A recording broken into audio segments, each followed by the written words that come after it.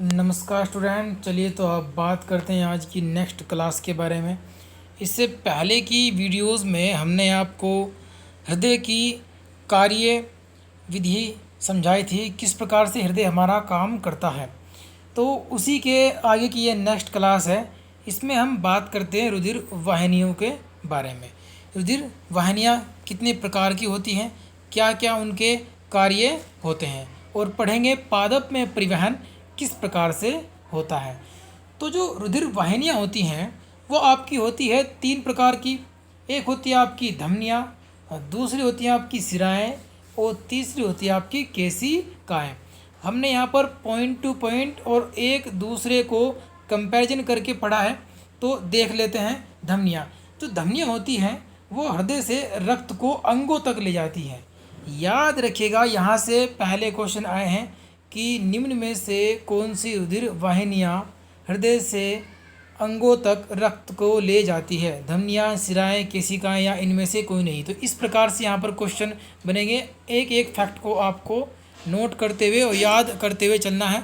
तो धमनियाँ जो होती हैं वो हृदय से रक्त को कहाँ, अंगों तक ले जाती हैं, जबकि जो सिराएँ होती हैं वो अंगों से रक्त को हृदय तक लाती हैं। ठीक है। जो धमनियाँ होती हैं उनकी जो भित्ति होती है वो मोटी और लचीली होती है। ये क्वेश्चन भी इससे पहले की परीक्षा में पूछा जा चुका हो कि निम्न में से किन रुधिर वाहिनियों की धमनी मोटी होती है। तो जो आपकी धमनी की जो भित्ति होती है मोटी और लचीली होती है, क्योंकि इनमें क्या होता है, इनमें जो रक्त का दबाव होता है वो सिराओं की अपेक्षा ज़्यादा होता है। याद रखिएगा कि धमनियों में सिराओं की अपेक्षा रक्त का दबाव ज़्यादा होता है, इसलिए इनकी भित्ति मोटी और लचीली होती है, जबकि सिराओं की जो भित्ति होती है वो महीन और चिपकने वाली होती है। ठीक है। धमनियों में क्या होता है, धमनियाँ शुद्ध रक्त को लेकर के जाती हैं या धमनियों में शुद्ध रक्त प्रवाहित होता है, जबकि सिराओं में क्या, अशुद्ध रक्त प्रवाहित होता है। ठीक है। जो धमनियाँ होती हैं उनमें कपाट या वाल्व्स नहीं होते, जबकि जो सिराएँ होती हैं उनमें कपाट या वाल्व पाए जाते हैं, क्योंकि ये अंगों से अशुद्ध रक्त को हृदय की ओर लेकर के जाती हैं। तो यदि हम एग्जाम्पल लें तो मान लीजिए कि पैरों से अशुद्ध रक्त को हृदय की ओर ले जाना है, तो इनमें वाल्व होते हैं जो कि ऊपर की ओर खुलते हैं ताकि रक्त जो है वापस नीचे की ओर ना पाए। तो इनमें क्या होते हैं, आपके कपाट होते हैं, वाल्व पाए जाते हैं। ठीक है। तीसरी जो होती है वो होती है आपकी केशिकाएँ। केशिका क्या होती है, सिराओं तथा धमनियों को जोड़ने वाली जो आपकी वाहिनियाँ होती है उनको केशिकाएँ कहा जाता है।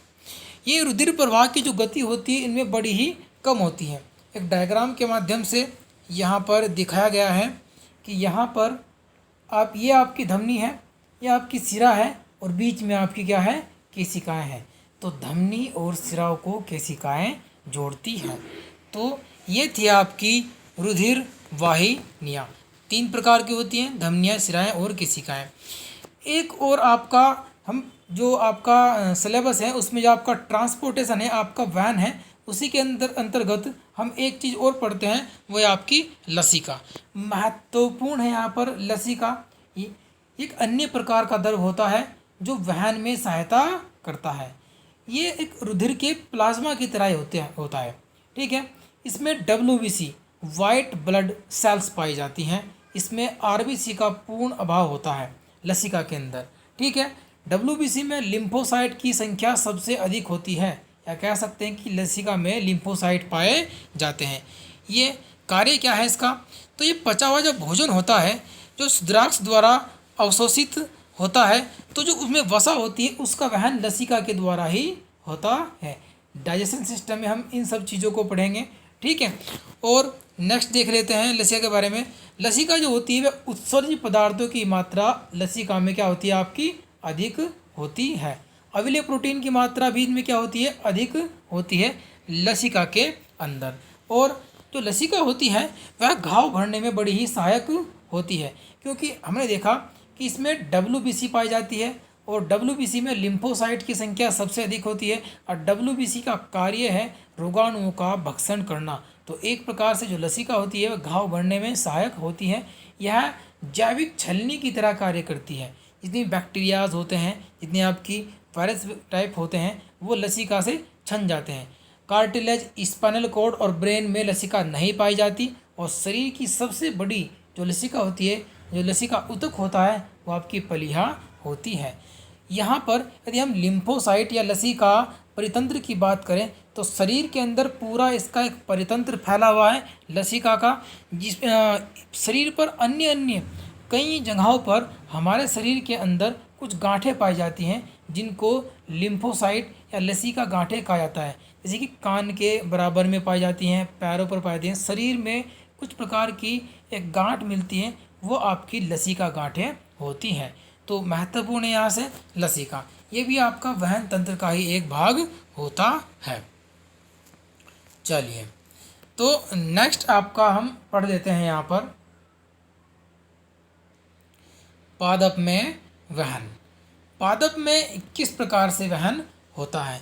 तो जो पादप में आपका वहन होता है, ट्रांसपोर्ट होता है, या पादप में जल का, खनिज लवण का और अन्य जो उसके द्वारा बनाया गया भोजन है, उनका वहन जो होता है वो दो प्रकार की कोशिकाओं से होता है।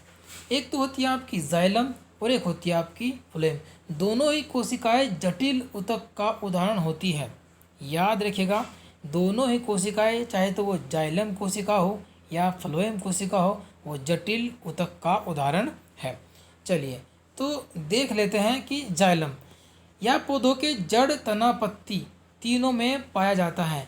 यह डेड सेल से मिलकर बनता है, मृत कोशिकाओं से बनी होती है जाइलम। इन्हीं को वुड भी बोलते हैं या लकड़ी भी इन्हीं को कहा जाता है। फंक्शन की बात कर लेते हैं, कार्य क्या है? तो जाइलम का कार्य जल तथा खनिज लवण को पौधों के अलग अलग भागों तक पहुंचाना होता है। यहीं से सिंपल क्वेश्चन बनता है कि जल तथा खनिज लवण का वहन किसके द्वारा होता है? तो जाइलम के द्वारा होता है। फर्स्ट ये कार्य हुआ। दूसरा क्या, जो इसका फंक्शन होता है वो होता है आपका मैकेनिकल सपोर्ट प्रदान करना। पौधों को जो सपोर्ट प्रदान होती है, जो पौधों को सपोर्ट मिलती है, वो किसके द्वारा? जाइलम के द्वारा प्रदान होती है। और जो पौधों की आयु की गणना जाइलम ऊतक के वार्षिक वलयों को गिनकर ही की जाती है। और जो आयु निर्धारण की जो विधि होती है उसको डेंड्रोक्रोनोलॉजी कहा जाता है। यहाँ से इससे पहले की परीक्षाओं में क्वेश्चन आ चुका है, तो याद रखिएगा, जाइलम ऊतक के वार्षिक वलयों को गिनकर ही पौधों की आयु ज्ञात की जाती है। ठीक है। अब कारण क्या है? कारण कि जाइलम किस कारण से या किस कारण से जाइलम या किस प्रकार से जल को पौधों की पत्तियों तक या शीर्ष तक पहुंचाता है। क्योंकि आपने देखा होगा कि बहुत से जो पौधे होते हैं वो कई कई मीटर ऊंचे होते हैं, तो जड़ से पत्तियों तक जो आपका जल होता है, खनिज लवण होते हैं, वो किस प्रकार से, किस कारण से ऊपर की ओर जाते हैं? तो याद रखिएगा, वाष्पोत्सर्जन के कारण, वाष्पोत्सर्जन कर्षण के कारण या ट्रांसपिरेशन पुल के कारण जो आपका जल होता है वो नीचे से ऊपर की ओर खींचता हुआ चला जाता है। तो आपका एक वाष्पोत्सर्जन कर्षण होता है जिसके द्वारा जल होता है ऊपर की ओर खींचता हुआ चला जाता है। तो जल का वहन जाइलम के द्वारा होता है।